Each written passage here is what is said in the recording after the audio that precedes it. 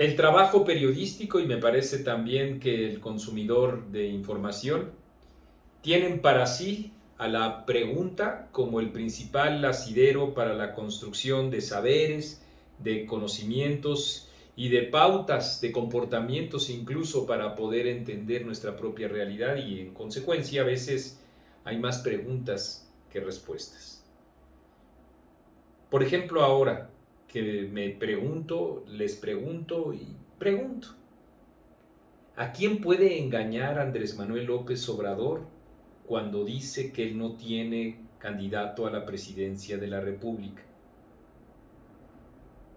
¿Qué magnitud tienen las trapacerías de Morena para hacer posible que sea Claudia Sheinbaum la ungida para tal cargo en la competencia 2024? ¿Qué será de Marcelo Ebrard, que está acostumbrado a ser el eterno segundo lugar frente a una situación como esa? Y como también ya preguntamos cómo es que hasta ahora se indigna cuando él ha sido parte de las propias trapacerías habidas en el gobierno y en Morena. ¿Qué tan fuerte será la sangría que ocurre internamente en Morena? ¿Hasta qué punto el presidente de la República cumplirá su promesa de hacer candidato a Ricardo Monreal al gobierno de la Ciudad de México? ¿Qué harán todos aquellos vocingleros de Adán Augusto López que todavía hoy están diciendo que el exgobernador tabasqueño resultará triunfador en las encuestas de ese partido? Pero ese es, digamos, un bloque de preguntas porque hay otras tantas. Por ejemplo, las que tienen que ver con el Frente Amplio por México. ¿Qué pasa ahí? Que no hay una respuesta frente a las acciones cotidianas del gobierno que, por ejemplo, en el recorte de más de 20,000 millones de pesos al Poder Judicial, hay ahí uno de sus principales ataques.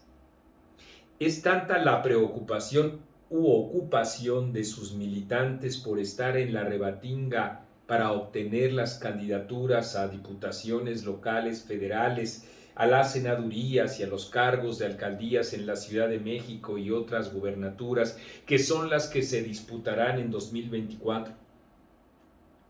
¿Hasta qué punto se continuarán ensanchando las diferencias entre los partidos políticos y los organismos de la sociedad civil? Mientras todo eso pasa, ¿qué tanto seguirá desguarecida Xóchitl Gálvez? Y a propósito de Xóchitl Gálvez, ella permitirá que esta voracidad por los cargos domine incluso su propia campaña, más aún ella firmará o respaldará a cualquier tipo de candidato. Lo pregunto porque también hay que preguntar qué hace Cabeza de Vaca un impresentable siendo cobijado por el Frente Amplio Va por México. ¿Cuántos ciudadanos admiten todas las trapacerías que ocurran en Morena en el bien de la nación? ¿Y cuántos otros mexicanos admitirán todas las trapacerías que ocurren en el frente por el bien de la nación? ¿Hasta qué punto continuarán los afanes histriónicos de Xóchitl Gálvez por encima de las propuestas específicas?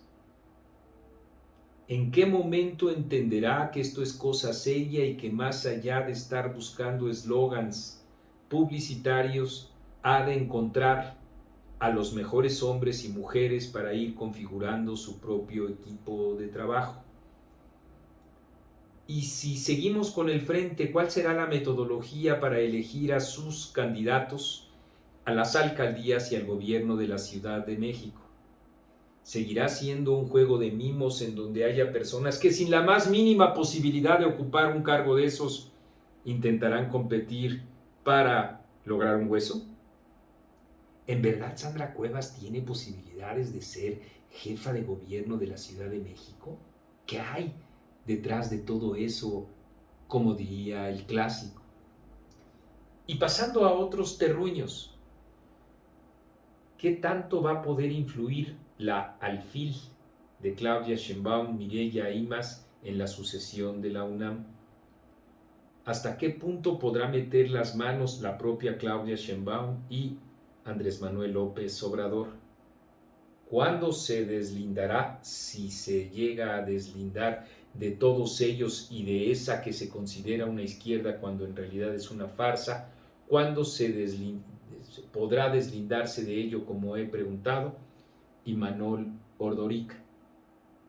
Si ya permitió que incluso Claudia Sheinbaum le robara la memoria del movimiento estudiantil de 1986, va a permitir también que se involucre y transgreda la autonomía Claudia Sheinbaum. Y en otras preguntas sueltas una muy importante: ¿hasta qué punto José Ramón López Beltrán seguirá o podrá seguir hablando de decencia?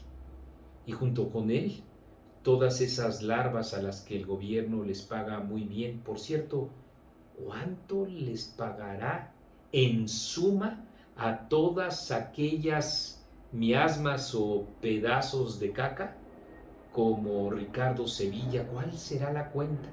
Con cargo al erario. ¿Cuánto estaremos pagando los mexicanos por ver a estos miserables en las propias redes sociales defendiéndolo a él y al gobierno de Andrés Manuel López Obrador? Todas esas preguntas están teniendo paulatinamente su respuesta.